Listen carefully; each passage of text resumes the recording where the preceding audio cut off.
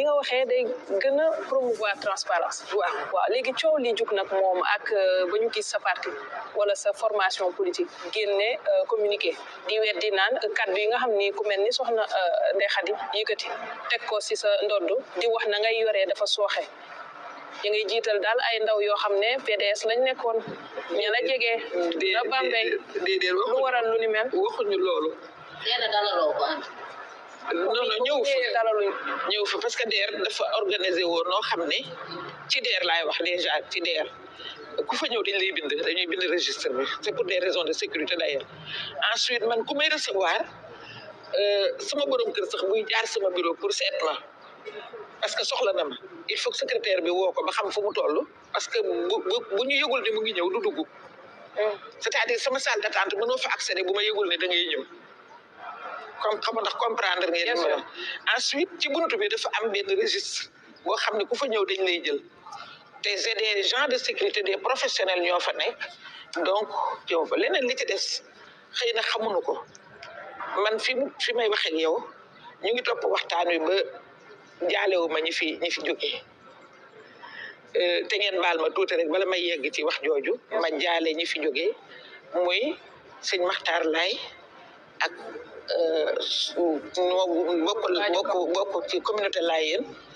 ñu di ko jaale communauté Layène di ko jaale surtout sama xarit sama wëllëre muy l'actuel xalif di woon porte-parole bi di Mamadou Lamine Laye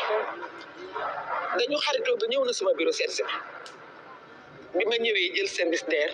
waa DER yëpp laa woo ne leen tey am naa gan muy l'actuel xalif donc sama njaal maa ngi koy jaarale ci moom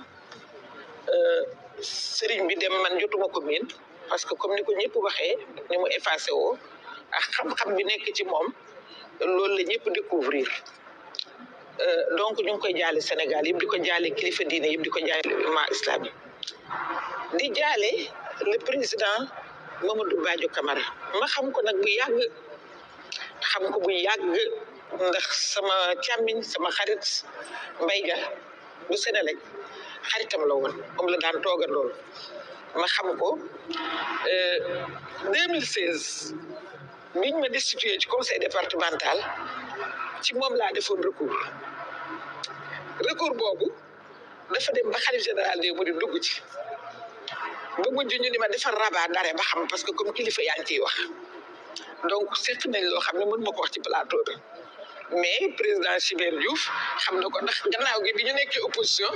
li mu doon sama xarit yëpp ba jour bi ma nee président Wade waruloo woon proposer Karim candidat xamoon naa li ma ciy fekk mais moom woo na ma ni ma li nga wax de yaa ngi mel ni ko jàng droit parce que li nga wax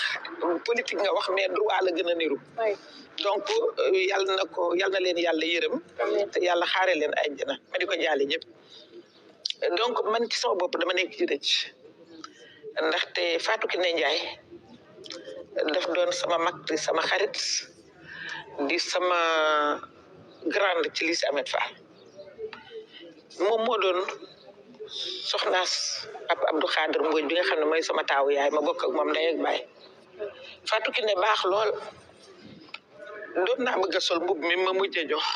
ci mois de janvier mais ma génne ko après ma commencé di jooy ni duma yàq sama émission donc loolu nit ñi xamuñu woon ne maa ngi ci dëj boobu loolu moo tax ñu bëgg ma imposer ni ma diw ñëw na fa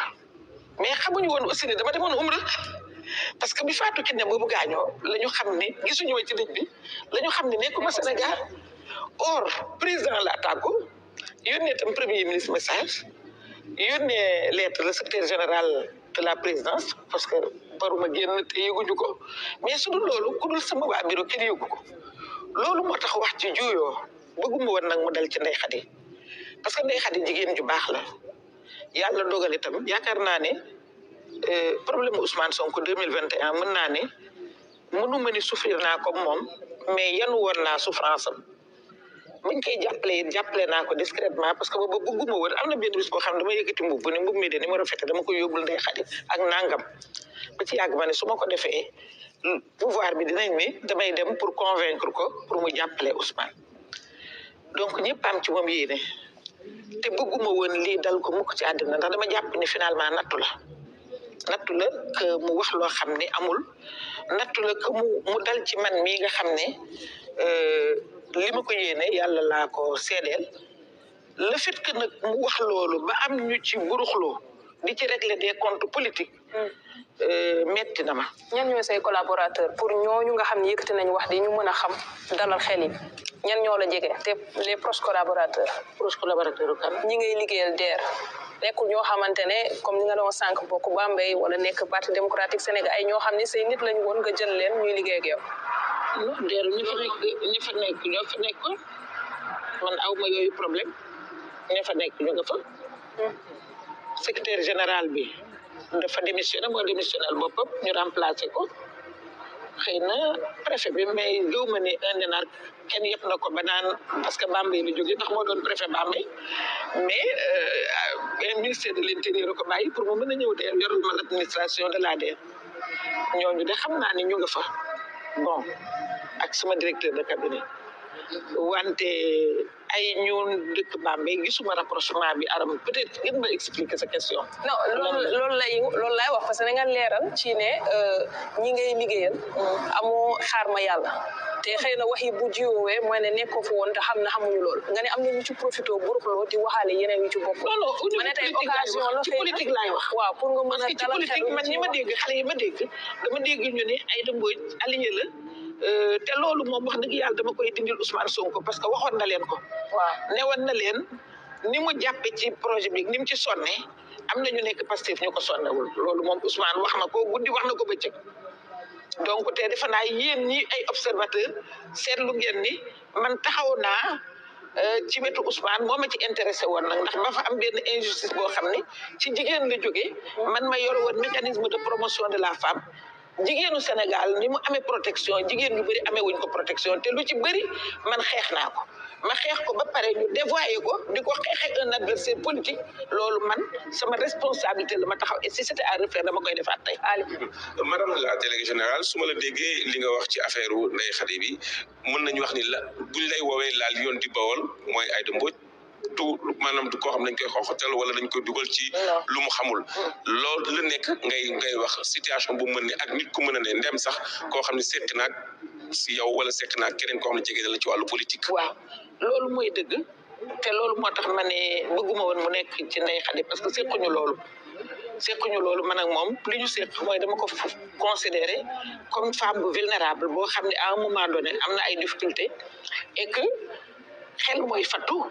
mais bala mu doon xalaat bëgg a ñëw ci man sax ak itam dafa am loo xam ne buñ ci justice xasee ba dugg da ngay xaw a moytu d'autant plus que soo ko defoon tey ñu daal di mu ngay jëkkantu ji di dem ci Ndeye Khady mais waroon na mën a toog fa mu toog ak li mu nekk amoon na méritu ma jóg dem ca moom jàppale ko ndax jigéen la te dama koy def ay jigéen man 2011 Codé Mbengue commissaire bi nekkoon DGSN directeur général sécurité DGSN sécurité nationale moom mooy yilifoon police téléphoné naa ko mu ne ma madame la ministre d'État qu'est-ce qui se passe da nga am problème ma ne ko waaw dafa am benn jigéen bu nekk ci banlieue bi dem di def ay pronostic ci diggante bëre Manga ak Tyson je crois kii di déedéet du Manga Yékini mu ne waa man ko su Yékini daanoo séeréer si dañ am ak moom problème su Yékini daanoo bu daanee dinañ am moom problème bu daanoo na am parce que pronostic yi mu def daf koy exposé dimbale ma ngir yàlla nga protégel ma ko discrètement booba ministre la man dama jàpp ne koo xam ne man maa koy yilif ci administration war naa ko mën a protéger dama koy def ak jeunes yi di ko def ak jigéen ñi mais yi ñu ci indi ci baax na parce que li ngeen may jiiñ du moom ak li président bëggoon mais en réalité négligé wu ma leen te c'est parce que dañu am intérêt ci DER bi loolu moo tax ñuy kaas te kaas boobu dama trouver ni c'est sain du lu ñaaw du lu bon te war naa ko mën a supporter parce que boo dee liggéey nag ci àddina yore dara boo ko defaree ba mu baax bu ñu la nee dama